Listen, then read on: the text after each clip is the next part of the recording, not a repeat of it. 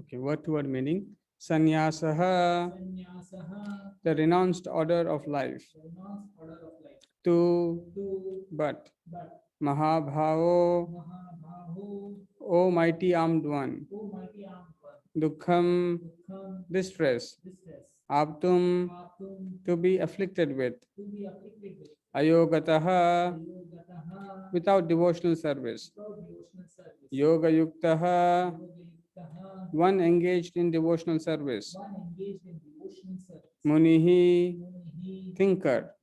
Brahma, supreme. Na, without. Chirena, delay.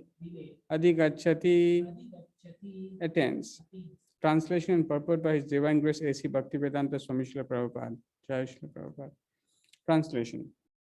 Unless one is engaged in the devotional service of the Lord, mere renunciation of activities cannot make one happy. The sages, purified by works of devotion, achieve the supreme without delay.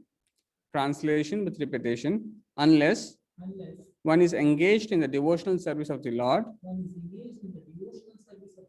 mere renunciation of activities cannot make one happy. The sages, purified by works of devotion, achieve the supreme without delay.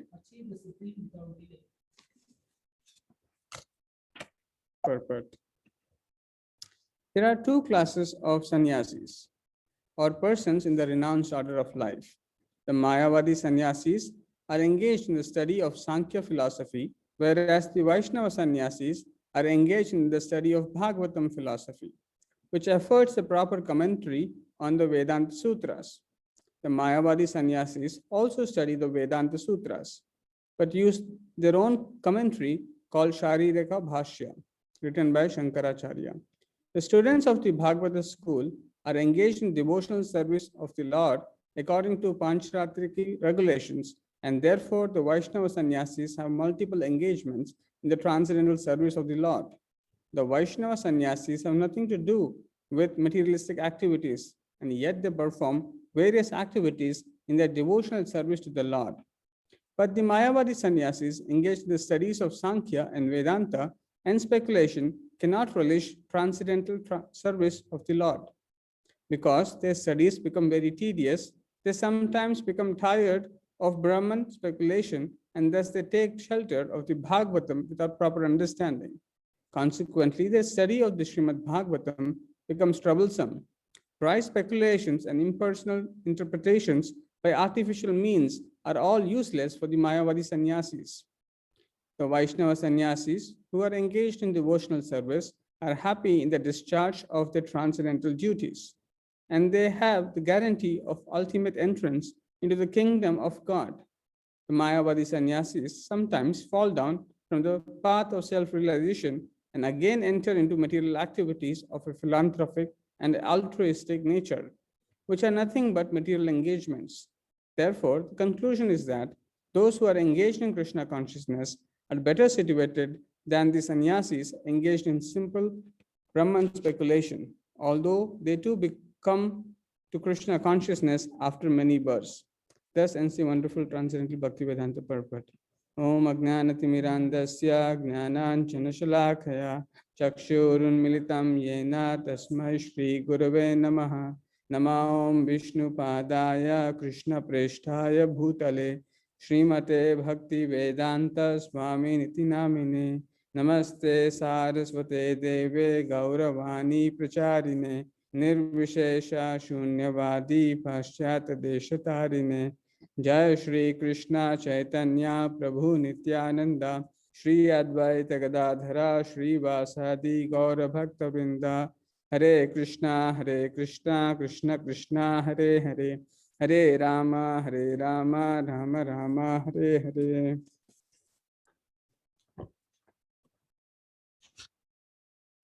So we are in the fifth chapter of Bhagavad Gita, and we are today discussing the sixth verse. So the fifth chapter is also known as Karma Yoga, action in Krishna consciousness. So this is an extension of third chapter in some sense, which is called Karma Yoga, but here it's further elaborated, and action in Krishna consciousness is being described here. So before we discuss this verse, let us just try to understand why these verses are being discussed here. So in the very beginning of the fifth chapter, Arjuna asks a question to Lord Krishna. Arjuna says, "Oh my dear Lord, you have recommended sometimes renouncing the work, and sometimes you are recommended to perform yoga." So Arjuna says, "Sannyasam karmanam," renouncing all activities, sometimes you recommend, and sometimes you say punar yoga, sasamshasi. So sometimes you say you should perform yoga. So I'm bewildered, which is the most beneficial thing to do? So tanme brui sunishchitam. Please tell me definitively, etoha ekam shreyaha. So which is actually beneficial? Which one of them is truly more beneficial? And therefore the conversation begins. And in the second verse, Lord Krishna immediately answers to the question asked by Arjuna as which is beneficial. Lord Krishna immediately states that renunciation of work and work in devotion are both good for liberation, but of the two, work in devotional service is better than renunciation of work. So there is a clear categorical answer given by Lord, explaining that although both are good, renunciation of work and work in devotion are both good for liberation, but amongst them, the process of work in devotion is better than the path of renunciation of work.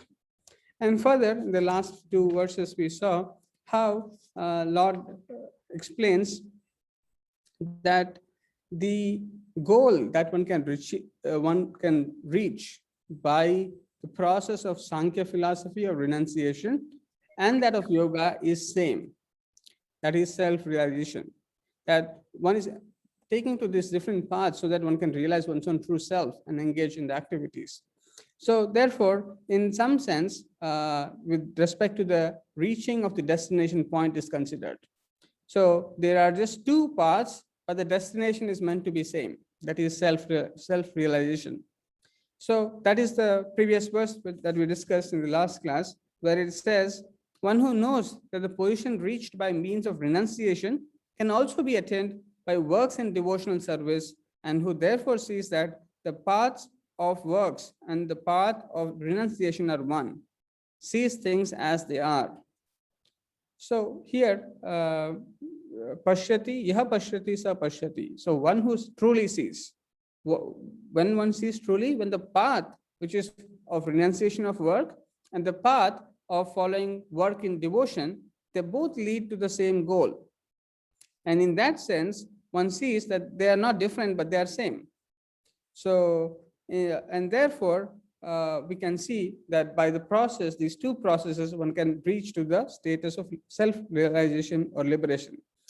But starting this verse, Lord Krishna is further elaborating, although there is a certain amount of sameness in both of these processes in terms of the goal that is to be attained, there is a difference in terms of the path that is being followed. And although the destination may be same, just like as I explained earlier, if one wants to travel from here to Russia, one can maybe go by walk, then by boat, and then by some other means, and so on and so forth, and travel by road, and somehow or the other reach Russia. So that's one path, which is quite possible that one can reach destination by this means too. Then there is another method where one can just simply fly and reach to the destination. So although these two paths are eventually meant to lead one to reach the destination, there is a difference in the means, that is the path that one is taking. And similarly here, till now, Lord Krishna explained that the destination of these both processes are similar, but now there are certain differences in these two paths. And Lord Krishna is saying, sannyasas tu refers to but. In the previous verse, there is similarities between the two verses are mentioned, but there is something different here. What is that is different? Sannyasas dukkham aptum ayogataha. So when only one is performing dry renunciation or renunciation without devotional service, then what happens? Dukkham aptum. So one is afflicted with uh, difficulty or distress. So the path of renunciation is encountering, here is being explained as the first difficulty with the process of renunciation. Simply dry renunciation, that is, one does not feel happy, one cannot be happy. Then here the second point that is being mentioned here is yoga yukto munir brahma na chirenadhigachati. So one who is taking to the path of yoga, karma yoga or work in devotional service, for him, he reaches the Supreme immediately, without delay. Na chirena adhigachati. Chirena means for long duration or delay. But na chirena adhigachati. He attains that supreme destination very quickly. So here it is important to recognize from this translation that mere renunciation has two flaws or two disadvantages compared to the process of work in devotion. And the two drawbacks are one cannot be happy, and neither one can attain supreme immediately. And therefore, the explanation in the second verse where Lord Krishna says, although both are good for liberation, one is better than other. Now, why is that so better is being explained from this verse. Okay, and Srila Prabhupada in the purport is explaining many more principles about the different kinds of renunciants and why one is considered better than others. And so we will look at that now. So before we understand the kinds of renunciants or sannyasis, so basically Srila Prabhupada starts his purport by saying there are two classes of sannyasis. So before even we understand what these two classes of sannyasis are and why they are significant to understand the differences between them, let us first try to understand the principle of renunciation. So the principle of renunciation is something very, very important throughout the scriptures. In all religions, there is a certain sense of renunciation is being recommended. Now, why is that so important? So first, Srila Prabhupada mentions in Srimad Bhagavatam that if one wants to attain spiritual realization, if the goal is to understand spiritual life, understand the Supreme Lord, then simply that cannot be attained by materialistic persons who are indulging in sense enjoyment. So the simple attempt that I will remain materially engaged, at the same time I will make advancement in spiritual realization is not true. In order to attain to spiritual realization, one must give up material enjoyment. Otherwise, one cannot attain yoga samadhi, or in other words, absorption in Krishna consciousness is not possible, as Krishna says, Bhoga Aishwarya Prasaktanam. So one who is too much enjoying material opulences or material enjoyment, he cannot focus his consciousness, he cannot absorb his consciousness in Krishna consciousness. And therefore, the principle of renunciation is mentioned in different religions across different philosophies and so on and so forth, because that is a very important principle for understanding spiritual truths. Now, sometimes people propagate that you can follow anything, that you can materially enjoy, at the same time you can advance spiritually. This is actually very much condemned and criticized by Srila Prabhupada in different places. So whenever he sees that some people are propagating sense enjoyment in the name of spirituality, Prabhupada would immediately criticize them, saying that this is false, this is bogus. It is never possible for one to get spiritual realization while materially engrossed. And therefore, in case of the Vaishnava principle of renunciation, there is the renunciation, as Srila Prabhupada gave, of 4 regulative principles: no meat eating, no intoxication, no gambling, no illicit sex. So these are the 4 regulatory principles. So Prabhupada says that these are the principles of renunciation for devotees. So by following these principles of renunciation, one can advance oneself in spiritual realization. While if one is engaged in these activities, if one breaks these four regulatory principles, then one cannot fix one's mind in spiritual life, in spiritual consciousness. And therefore, this principle of renunciation is very simplified for us by Srila Prabhupada. Whereas in case of Mayavadis, the another school of philosophy where they also have sannyasis, there also they have a principle of renunciation. Their renunciation is slightly different from the renunciation that is enunciated by the Vaishnava acharyas. So for them, so in case of the Mayavadi sannyasis, renunciation means karma tyaga. Karma tyaga means to give up work, to not engage in any material activity. They give up the work completely, thinking that by engaging in any material activity, one will be bound to the reactions. And therefore, they stop doing all kinds of activities and they only try to engage in the study of Vedanta, in the study of Sankhya philosophy, and in mental speculation and trying to understand the Brahman. So this is the kind of renunciation where they give up all kinds of work and their only business is to study and speculate. Whereas this is the process of Mayavadi philosophy, whereas in case of the Vaishnava principle of renunciation, the principle is not to give up work. It's not about karma tyaga, but it is about giving up sense gratification. The principle of Vaishnava acharyas in terms of what is renunciation is that one should give up sense gratification and one must try to satisfy the senses of Krishna. So this is the principle of renunciation. So anyone who is Krishna conscious and who is acting for the pleasure of Krishna, one who is acting not for any personal motive, not even dharma, artha, kama, moksha, but only to please the Supreme Lord. When one's activities are based on this principle, then one may be even grihastha ashrama, one may be in brahmacharya ashrama, one may be in vanaprastha ashrama. But because he is trying to become Krishna conscious and engaging all activities for the satisfaction of Krishna, therefore he can be called as sannyasa. He can be called as sannyasi.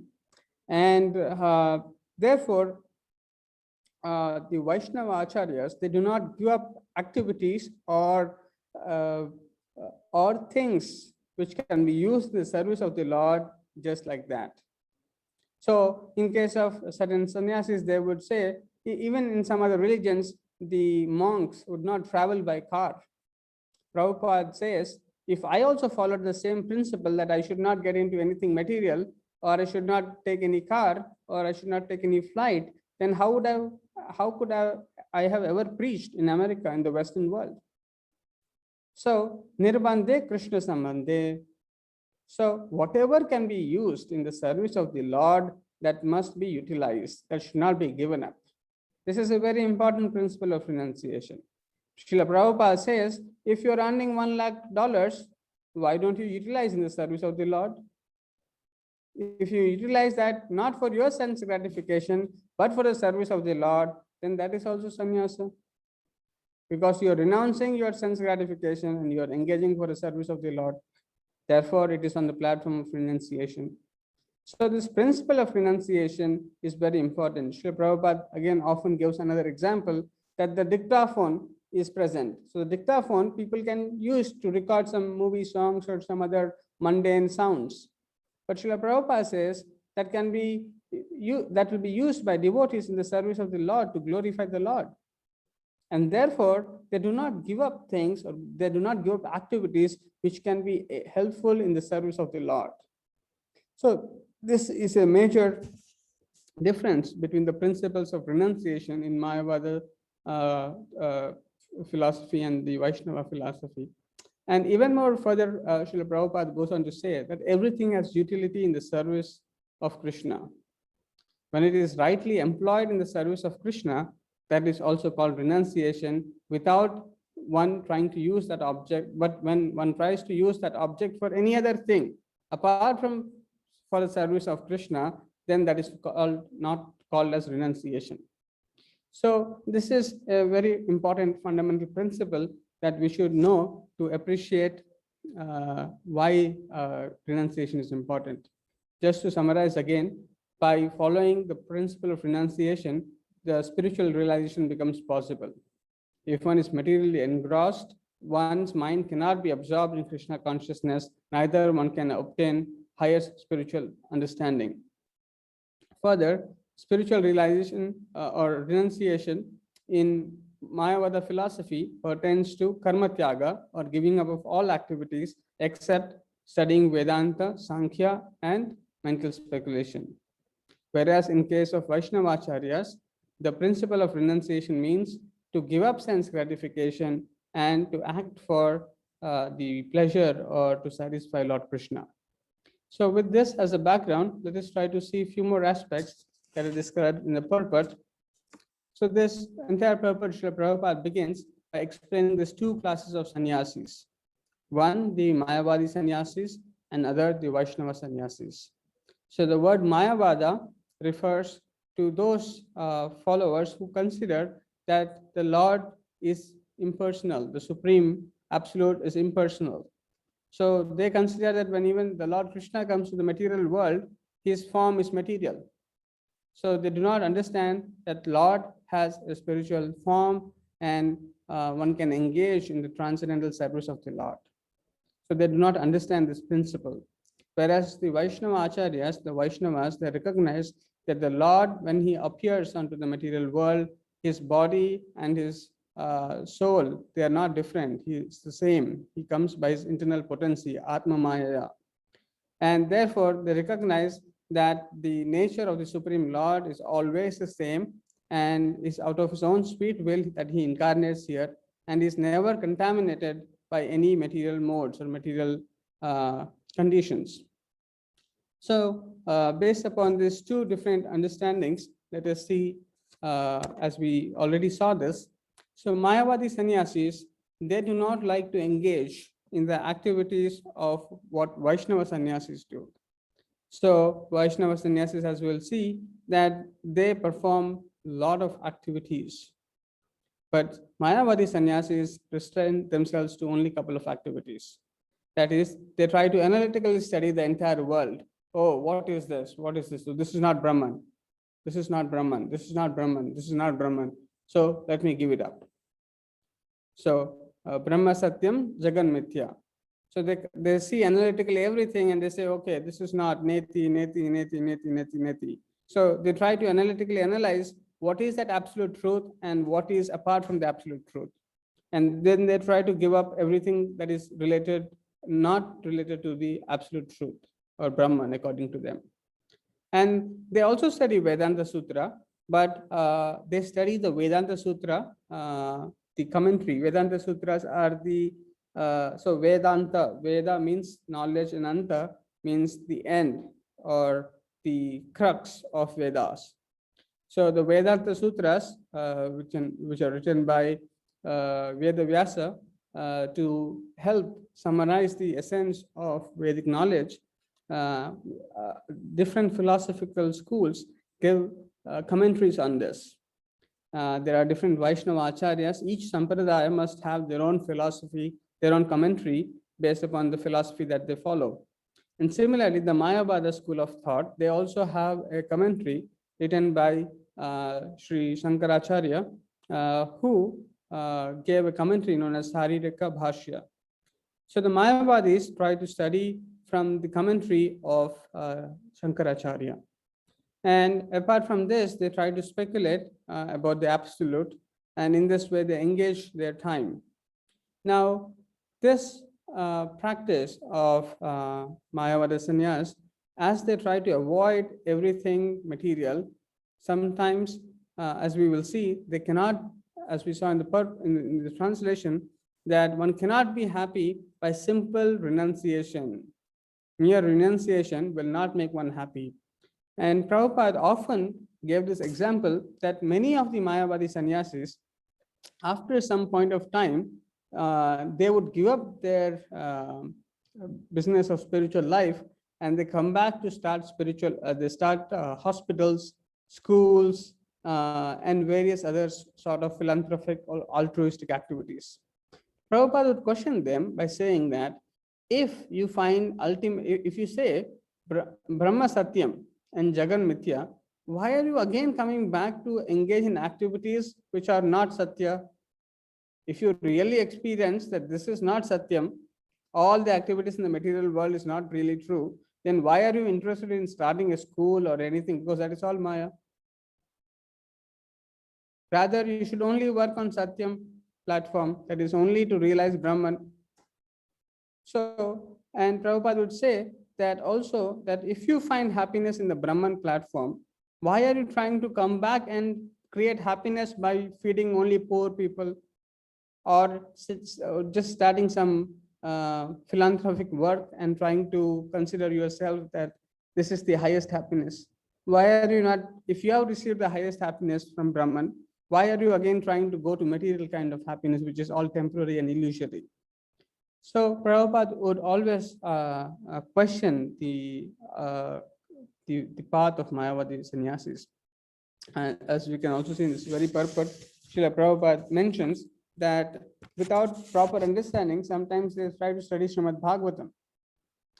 But they cannot absorb because of their speculation. Their study becomes very troublesome. Just like we see in Bhagavad Gita, Krishna says, Mam.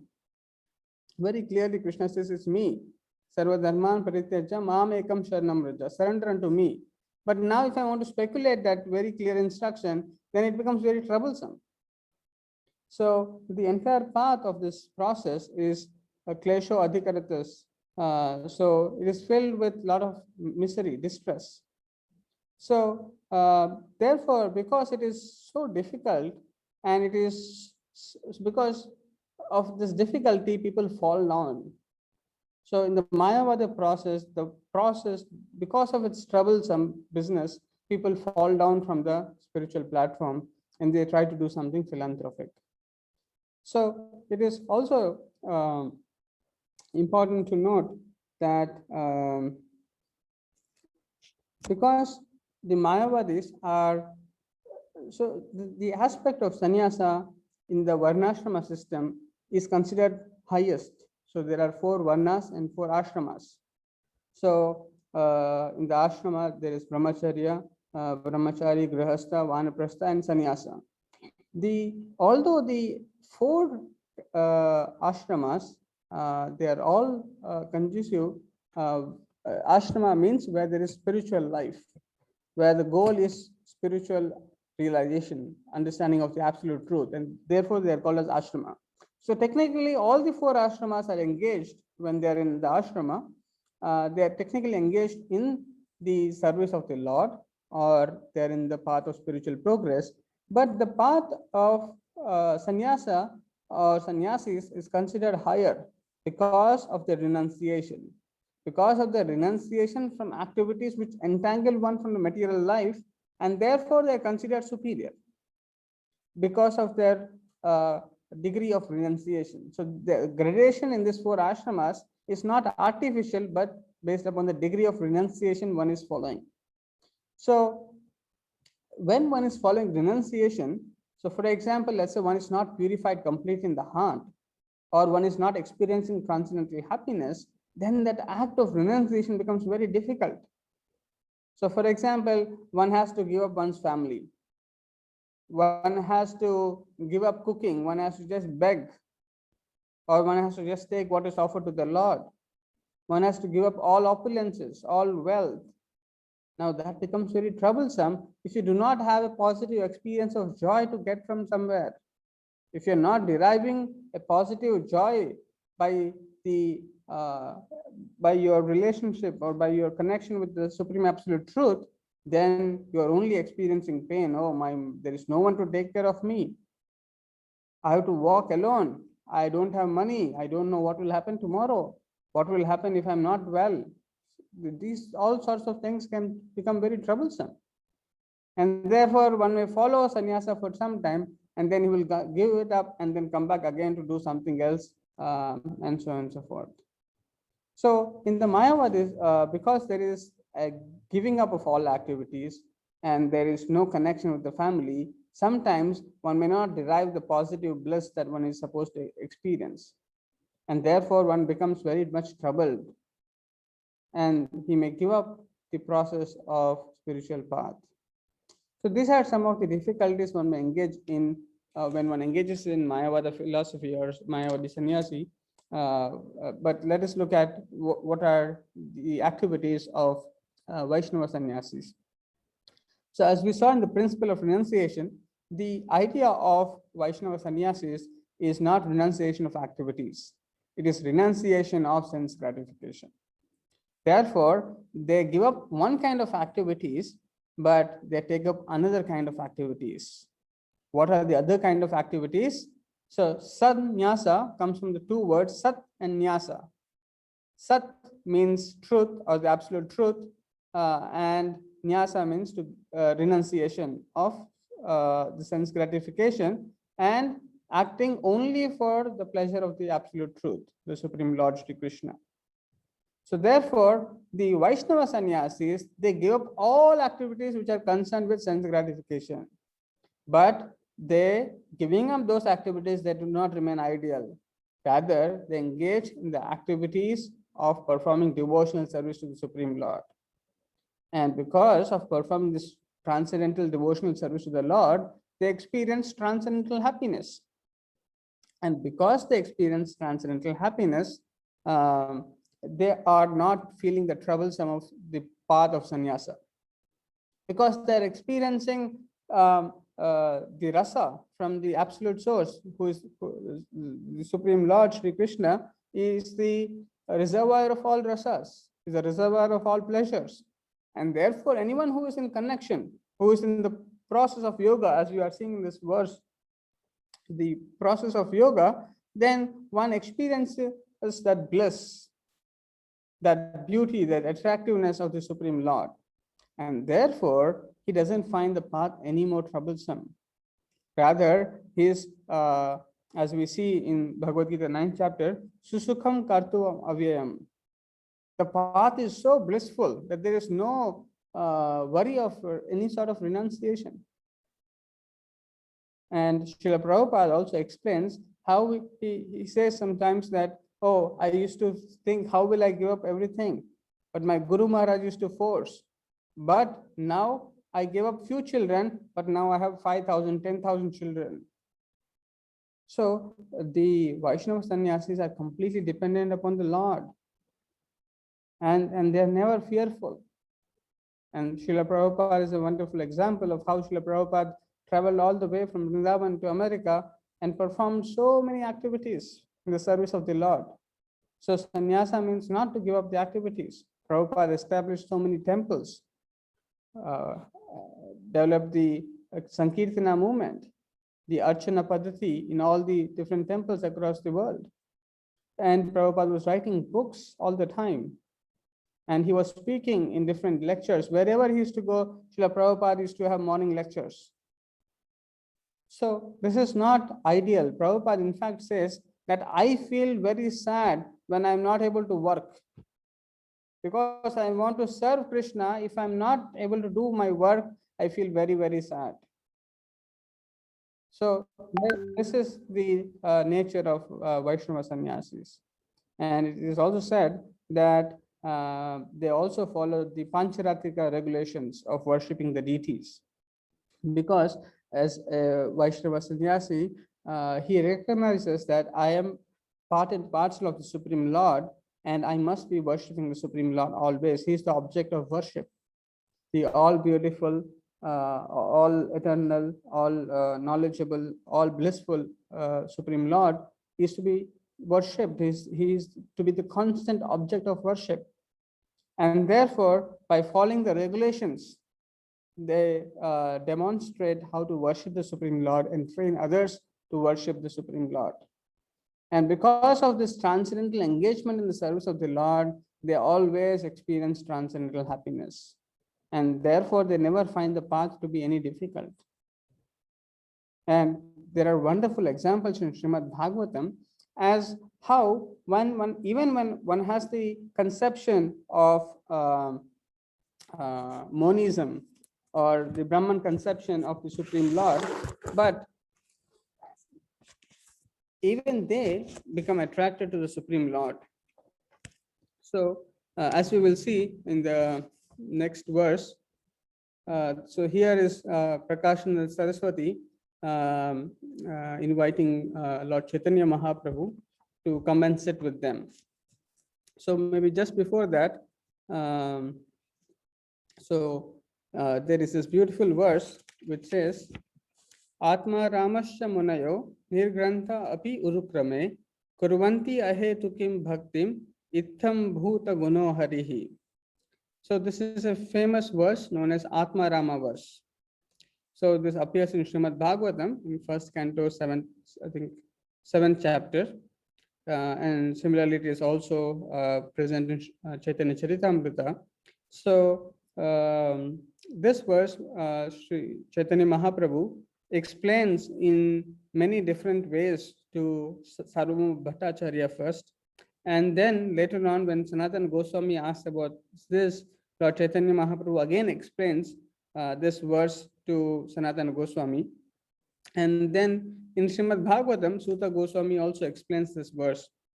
So this verse, Atma Ramasya Munayo Nirgrantha Api Urukrame Kurvanti Ahetukim Bhaktim Itham Bhuta Gunohari.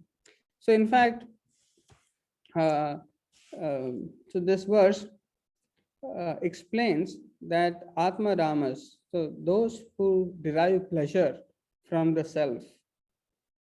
So each word, Sri Chaitanya Mahaprabhu explained each word can have multiple meanings in Sanskrit. And Chaitanya Mahaprabhu divided this verse into 11 words.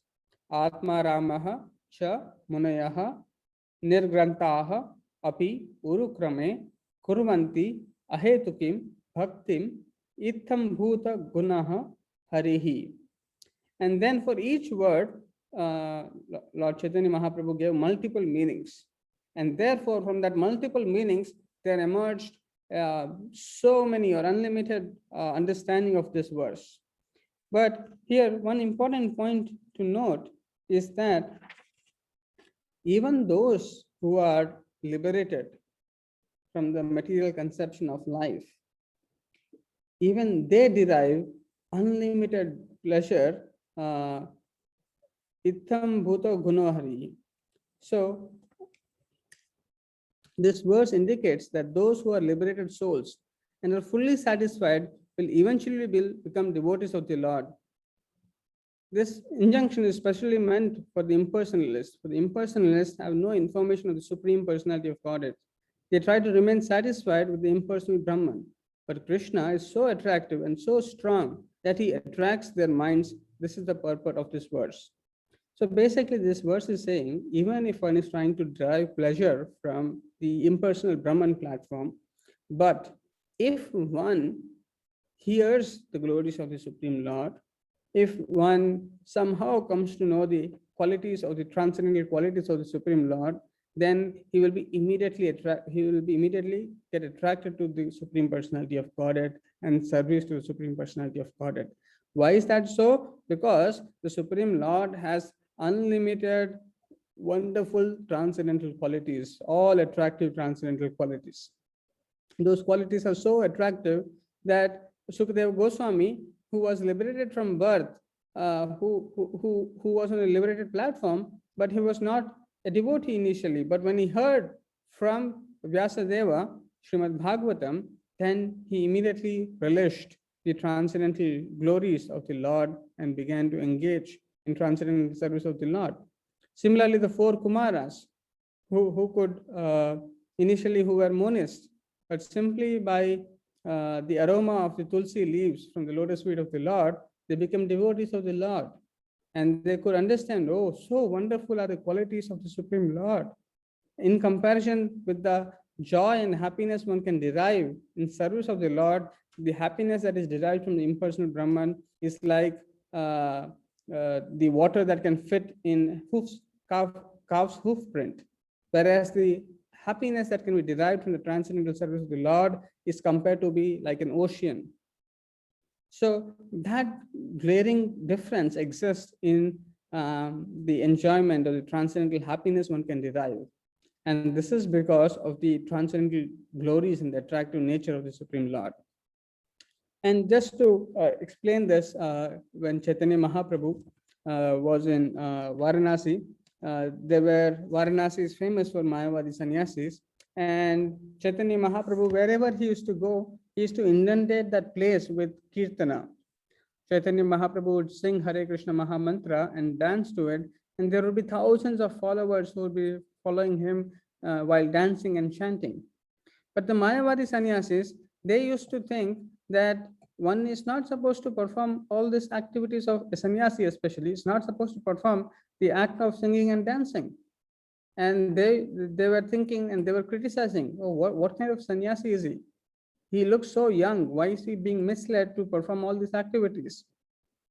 And especially Shankaracharya has this recommendation that a sannyasi should always be engaged in the study of Vedanta, and that he should be satisfied by simply having one cloth and nothing more. Because Lord Chaitanya Mahaprabhu was not studying Vedanta, and neither he was stopping from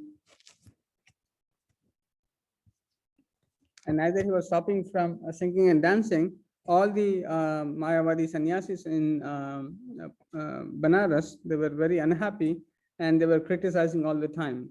So Lord Chaitanya Mahaprabhu, when he heard this criticism by his followers for the first time, Chandrasekhara and there was another Brahmana who could not hear this criticism about Lord Chaitanya Mahaprabhu, they immediately came to Chaitanya Mahaprabhu and said, we are unable to tolerate this. Please do something about this. But then Lord Chaitanya Mahaprabhu just simply smiled for the first time, and he travels to Vrindavan from Banaras. But while coming back from Banaras, from Vrindavan to Jagannath Puri, he again stops at Banaras. And at this point of time, the Mayavadi sannyasis, so there was a devotee, not a devotee exactly, there was one Brahmana who was having feast, who invited all the sannyasis, Mayavadi sannyasis, for feast. And for some reasons, he also comes to Lord Chaitanya Mahaprabhu and he invites Lord Chaitanya Mahaprabhu. He says, I'm offering a feast, would you please join us? And Lord Chaitanya Mahaprabhu, it was actually Lord Chaitanya Mahaprabhu's plan. So he also travels to the place of Brahmana, who invited everyone for the feast. In fact, it is important to even note at this point that one of the reasons why Lord Chaitanya Mahaprabhu took sannyas is to actually convert the Mayavadi sannyasis into Vaishnava sannyasis. One other reason is that the disciples or the students of Chaitanya Mahaprabhu or some others were not respectful towards Lord Chaitanya Mahaprabhu, and therefore Chaitanya Mahaprabhu took the role of sannyasi. That is one reason. The other reason is to transform the Mayavadi sannyasis to Vaishnava sannyasis. So in these discussions that take place, Lord Chaitanya Mahaprabhu wonderfully explains the knowledge of Sambandha, Abhideya, and Prayojana. And he explains about the importance of chanting and why he is dancing and hearing all the sweet words and the wonderful beauty of the Supreme Lord, Lord Chaitanya Mahaprabhu. All of them were simply attracted to Lord Chaitanya Mahaprabhu's message. And it is even more important to note that Prabhupada writes in one of the purports that there will be definitely inimical, when preachers go out, there will be people who will be inimical, who will criticize. But Chaitanya Mahaprabhu, without hurting them or without making them more inimical, rather by his sweet words and wonderful presentation, he attracted all of them. And therefore, Srila Prabhupada says that one should not artificially try to forcefully push on a philosophy onto others, or try to make them more inimical when they are already inimical towards service of the Lord. Rather, one must learn the art of how to present Krishna consciousness in a nice way, that even Mayavadis can be converted. Mayavadi sannyasis, staunch Mayavadi sannyasis, were converted by Lord Chaitanya Mahaprabhu by a nice, sweet presentation of the philosophy. And therefore, that art we must learn from Chaitanya Mahaprabhu, and how Chaitanya Mahaprabhu, with his humility, with his knowledge, he could conquer over the Mayavadi sannyasis. So, just towards the conclusion, the point here that is being mentioned in this purport, especially Srila Prabhupada was in this mentioning that those who are engaged in Krishna consciousness are better situated than the sannyasis engaged in simple Brahman speculation, although they too come to Krishna consciousness after many births. So the point here is the path of taking to direct Krishna consciousness is much simpler. It is directly coming to the spiritual platform. It's directly associating with the Supreme Lord. The path is full of happiness, and the destination is reached so quickly. And therefore, one should not take to other paths which are speculative in nature, which come with a lot of trouble, or which take a lot of time before reaching towards the highest destination of going back to home, back to Godhead. So with that, I will stop here and see if there are any questions or comments.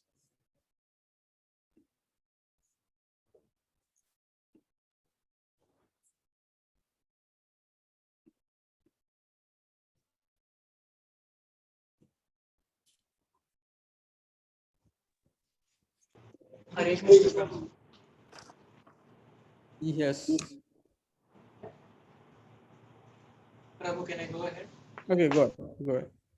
Yeah, Prabhu, this is not a question regarding our today's presentation, but just out of curiosity, now that I'm blessed to have the books of Srila Prabhupada, and it's all about the Vaishnava philosophy.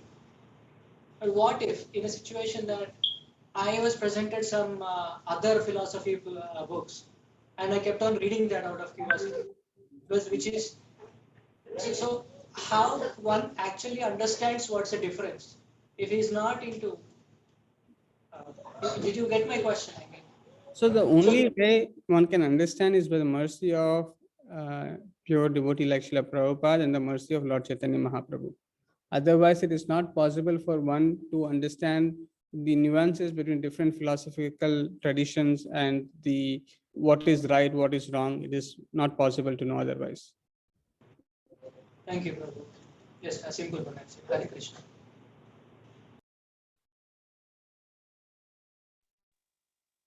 Hare Krishna, Hare Prabhuji. Hare Krishna Chinmay. Yes.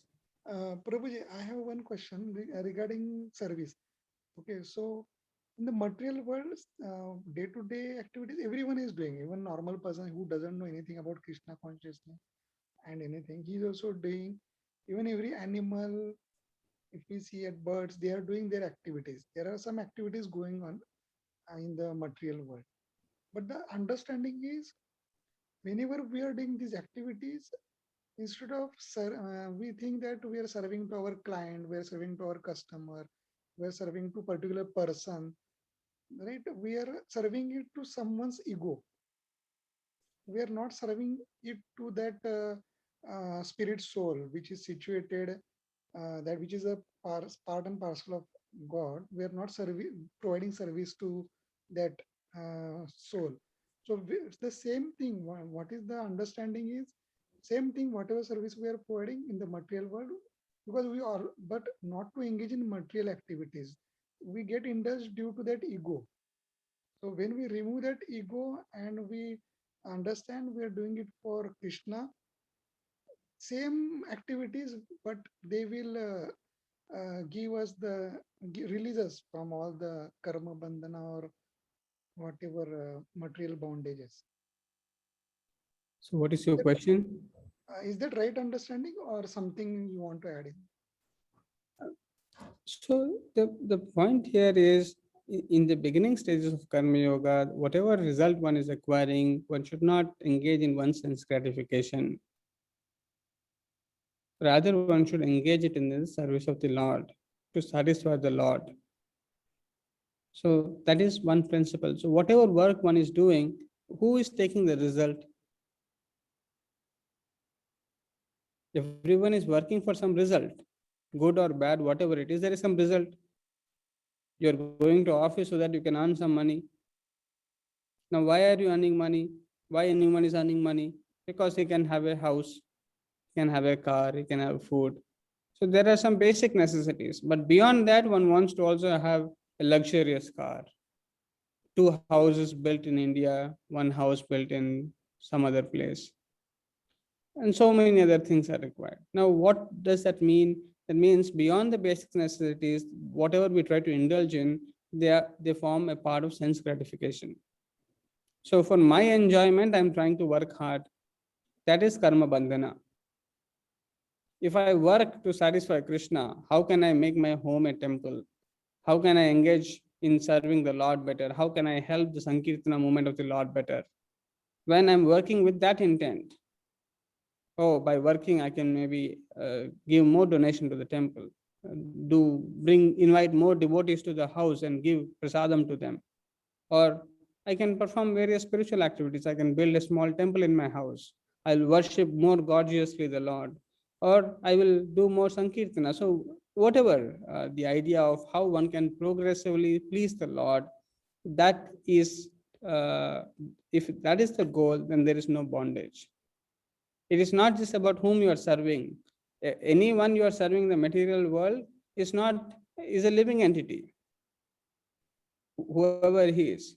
Unless he is not a pure devotee or the devotee of the Lord, we are all serving the karmis. So, unless we do not come in contact with the pure devotee and learn how to render service to him, and because by rendering service to a pure devotee, the pure devotee will explain us more about how to be engaged 24 hours in the service of Krishna. So unless we don't serve Srila Prabhupada, pure devotee of the Lord, we are always serving, or his devotees, his disciples, his servants, we are serving only the karmis. And even if we are serving karmis, if we engage our fruits in the service of the Lord, then we are free from the bondage. Otherwise, we are to be, there's a reaction for that work. Right, Prabhu. Thank you, Prabhu. Hare Hare Krishna. Hare Krishna. Can you give some? Can you just throw some light on the Nirbandhe Krishna Sambandhe Yukta Vairagya Uchyate? Yes, so the principle is sometimes we think that, for example, Srila Prabhupada never hesitated to take Lakshmi from people so that he can engage in the service of the Lord. Sometimes people think, oh, I should not have any money, I should not have any ability, I should make my ability zero, I should not. So there are different kinds of renunciation. There is Markata Vairagya, Falgu Vairagya, and then there is real Vairagya. So Markata or Falgu Vairagya means, for example, one goes to Sanya, one sees the Samsa, what do you call, Samshan Ghat. He goes there and he sees, oh, he died, he has all worked so hard and he lost everything. Why did he work so hard? Why am I working so hard? So for 1-2 days, they will carry some vairagya. Okay, this world is temporary. I'm not supposed to worry about anything. Rather, I should focus on spiritual life. And then after 2 days, they start again doing all their activities, even with more vigor.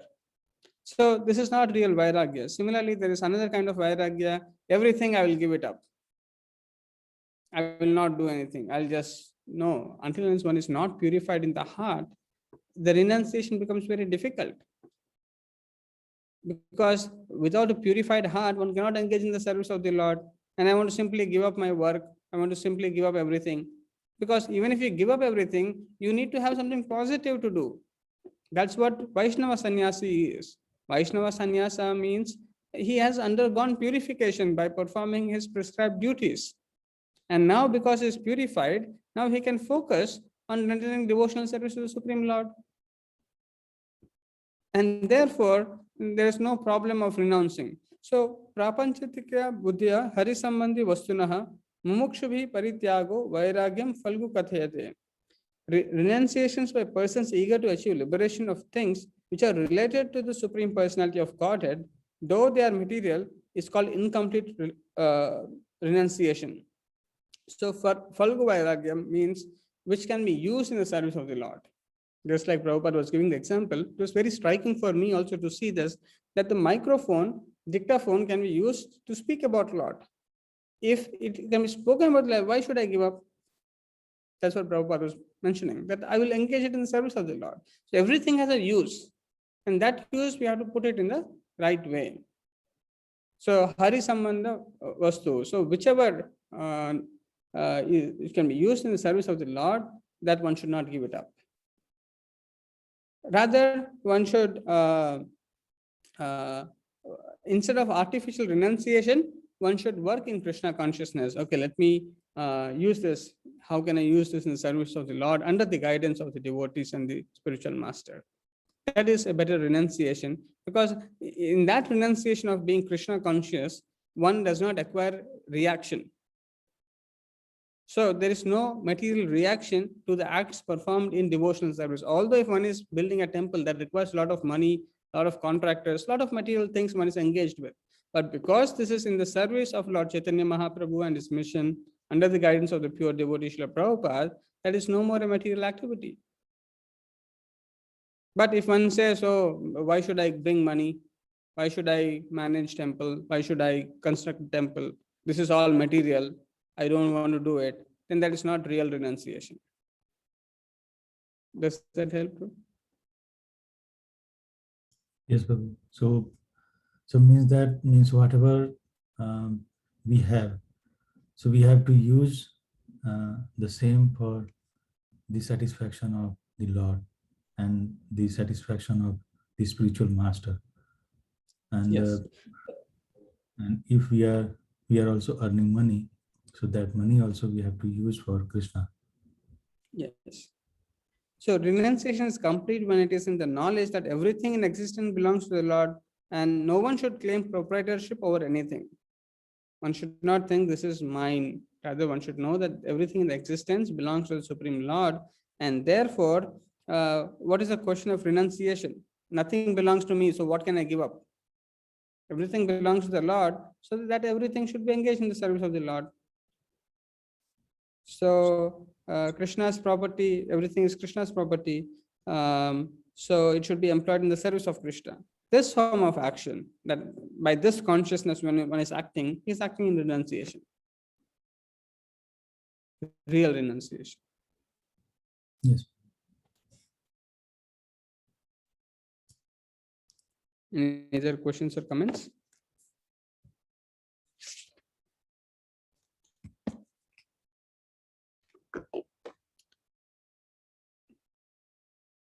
If there are no questions or comments, I would request everyone to come in front of camera and chant Hare Krishna mantra once.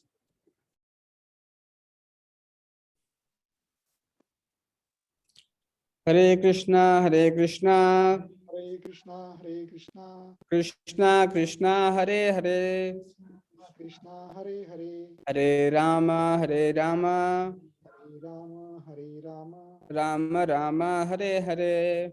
Rama Rama, Hare Hare. Shri Prabhupada ki, Granth Sahib Srimad Bhagavad Gita ki, Nitai Gaur Premanande. Hare Hare, Hare Krishna. Thank you for joining. Hare Krishna.